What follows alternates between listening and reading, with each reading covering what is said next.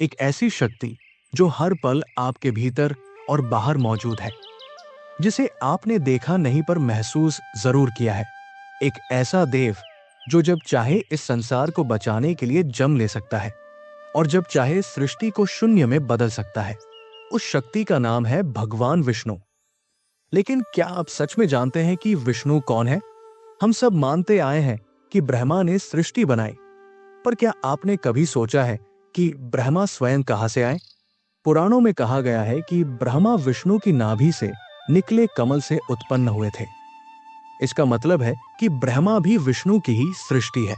तो अगर विष्णु सृष्टि से पहले थे, तो वे स्वयं कैसे अस्तित्व में आए? इन सभी गूढ़ रहस्यों को जानने के लिए इस वीडियो को अंत तक जरूर देखिए, क्योंकि इसी में आपको पता चलेगा कि विष्णु की उत्पत्ति कैसे हुई, इस ब्रह्मांड की रचना किसने की और विष्णु इस सृष्टि में क्या भूमिका निभाते हैं। आपको ऐसे कई प्रश्नों के उत्तर मिलेंगे जिनके बारे में बहुत कम लोग जानते हैं। इसके लिए हमें एक ऐसे समय में जाना होगा जहां समय का कोई अस्तित्व नहीं, एक ऐसी जगह जिसका न कोई नाम है न कोई आकार, एक ऐसा आयाम जो हर आयाम से परे है, जहां न कोई जा सकता है और न ही कोई देख सकता है। ये एक ऐसा सत्य है जो हर सत्य से ऊपर है। आइए मिलते हैं सदाशिव से। इस ब्रह्मांड के आरंभ में न कोई तारा था, न सूर्य, न चंद्र, न समय था, न दिशा, सिर्फ शून्य था। और उस शून्य में थे सदाशिव। सदाशिव कोई देहधारी नहीं, कोई रूप नहीं, वे परब्रह्म है जो साक्षात अव्यक्त है। वे न जन्म लेते हैं न मृत्यु को प्राप्त होते हैं, वे नहीं बनते हैं और नहीं नष्ट होते हैं। वे हमेशा से हैं, समय और आयामों से परे। वे एक भी है और अनेक भी। जब कुछ भी नहीं था, तब उन्होंने इच्छा की, मैं एक रूप दूं इस चेतना को जो सृष्टि का पालन करे, रचना करे और संचालन करे। और इस इच्छा से उनकी छाया से प्रकट हुए श्री नारायण, जो अब तक अदृश्य ब्रह्मा चेतना थे। सदाशिव ने उन्हें श्री हरि के रूप में स्थापित किया। फिर नारायण योग निद्रा में लीन हुए और उनकी नाभि से एक कमल प्रकट हुआ। यह कोई साधारण पुष्प नहीं था, यह था हिरण्यगर्भ, चेतना और सृष्टि का बीज। इसी कमल से 4 मुखों वाले ब्रह्मा प्रकट हुए। ब्रह्मा की आंखें खुली और उन्होंने चारों ओर देखा, पर उन्हें अपनी उत्पत्ति का कोई ज्ञान नहीं था। उन्होंने पूछा, मैं कौन हूं? किसने मुझे बनाया? पर कोई उत्तर नहीं था।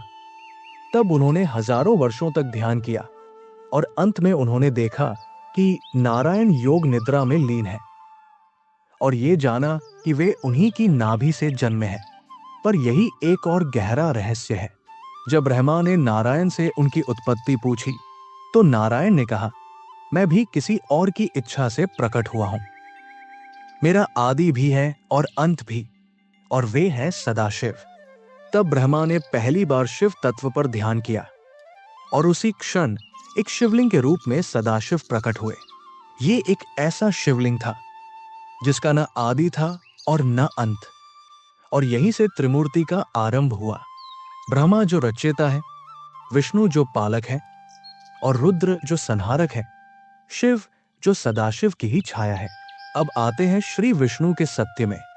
कल्पना कीजिए एक अनंत महासागर, जिसे क्षीर सागर कहते हैं। वहां एक विशाल शेषनाग पर कोई शांत स्वरूप में लेटे हैं। उनका रंग समुद्र की गहराई जैसा नीला है। आंखें बंद हैं, लेकिन वे सब कुछ देख रहे हैं। उनके चरणों के पास मां लक्ष्मी है और नाभि से एक कमल निकल रहा है जिसमें ब्रह्मा बैठे हैं। यह दृश्य केवल कल्पना नहीं है, यह ब्रह्मांड की उत्पत्ति का प्रतीक है। शेषनाग जिन पर विष्णु विराजमान है, उनके 1000 फनों से समय का प्रवाह निकलता है।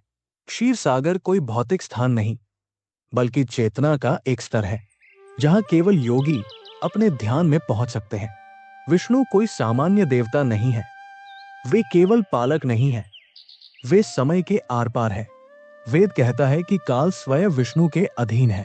वैकुंठ बस एक शब्द, एक विश्वास और एक रहस्य। श्रीमद् भागवत में वर्णन है कि वैकुंठ ब्रह्मांड के ऊपर स्थित है। वहां द्वारपाल जय और विजय खड़े हैं। रत्नों से जड़े महल हैं और गंधर्व हर समय नारायण के भजन गाते हैं। वहां दुख, समय, मृत्यु या मोह का कोई प्रवेश नहीं। पुराणों में कहा गया है कि वैकुंठ का प्रवेश द्वार केवल भक्तों के लिए खुलता है। योगी जन कहते हैं, वैकुंठ कोई दिशा नहीं, बल्कि एक स्थिति है जहां आत्मा पूर्ण शांति में प्रवेश करती है।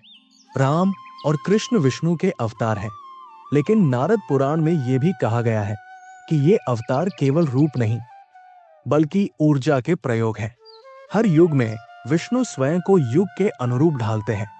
राम धर्म की ऊर्जा के स्वरूप है, कृष्ण ज्ञान की ऊर्जा के स्वरूप, और अगले कल की अवतार में विष्णु विनाश और पुनर्निर्माण की ऊर्जा का स्वरूप होंगे। भविष्य पुराण के अनुसार विष्णु ने पहले से ही 1000 युगों के लिए योजनाएं बनाई हैं, जिनमें हर युग में अलग ऊर्जा के साथ उनका प्रकट होना तय है। बहुत लोग पूछते हैं, क्या आज विष्णु धरती पर है? और उत्तर है हाँ, लेकिन रूप में नहीं, ऊर्जा में। जहां भी कोई ध्यानस्थ साधक बैठा है, जहां भी कोई मां अपने बच्चे को सुला रही है, जहां कोई वृद्ध संत दूसरों के लिए प्रार्थना कर रहा है, वहां विष्णु है। विष्णु के अंशावतार आज भी पृथ्वी पर जन्म लेते हैं, जिन्हें हम संत, गुरुओं या महात्माओं के रूप में पहचानते हैं। वे हमेशा समाज को संतुलन में रखने के लिए गुप्त रूपों में सक्रिय रहते हैं। ब्रह्मा वैवर्त पुराण कहता है, कलयुग के अंत में जब अधर्म की सीमा टूटेगी, तब विष्णु स्वयं कल्कि के रूप में प्रकट होंगे। उनका वाहन सफेद घोड़ा होगा।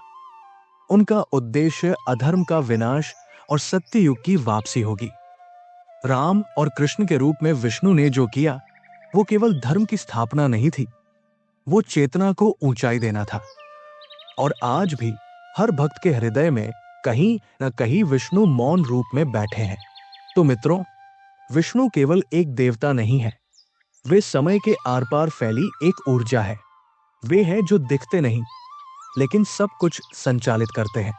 वे हैं जो हर युग में धर्म की रक्षा के लिए आते हैं, चाहे राम के रूप में हो या कृष्ण के रूप में। और वे ही हैं जो अंत में सबको वैकुंठ में ले जाने वाले हैं।